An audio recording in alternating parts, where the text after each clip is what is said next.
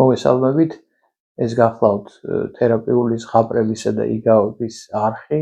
მე გახლავართ ფსიქოთერაპევტი მერაბ პონიანი.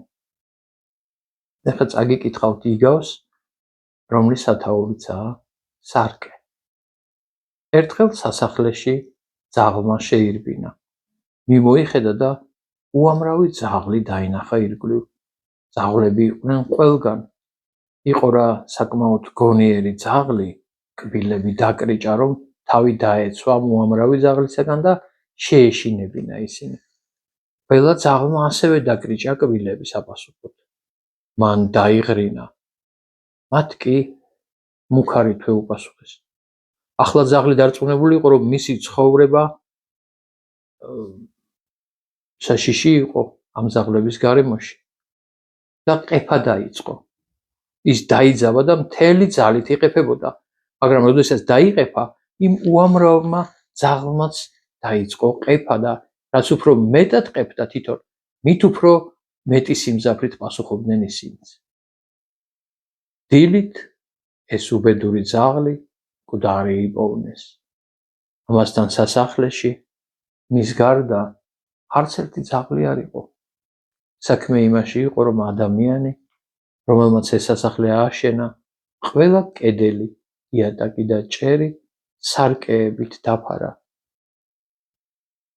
ძაღლი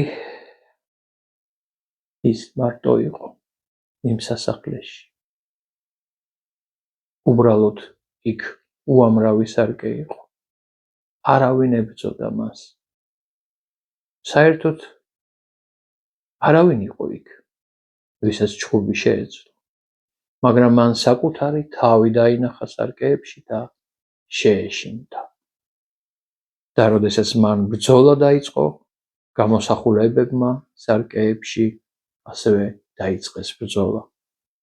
ის დაიღუპა ბრძოლაში უამრავ საკუთარ გამოსახულებასთან, რომელიც გარს ეხვეოდა მას. იგავი ძალიან საინტერესოა, მას ქვია სარკე, რაც მიგანიშნებს იმაზე, რომ ხშირად ადამიანი, რომელიც ვერ ეკონტაქტება საკუთარ ჩრდილოვან მხარეებს, საკუთარ თავში არსებულ მინუსებს, ამ ყველაფერს გარეთ ეწევს და სხვებში ხედავს, სხვა ადამიანებში ხედავს.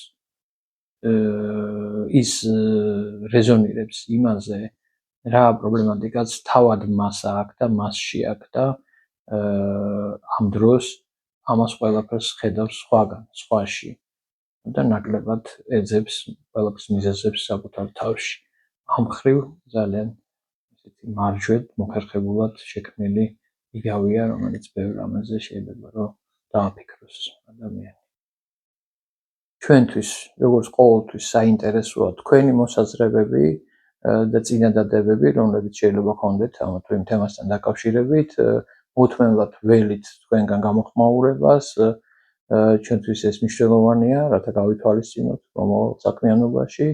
ამიტომ გთხოვთ დაგვიკომენტაროთ ყოველივე და გამოიწეროთ ჩვენი არხი.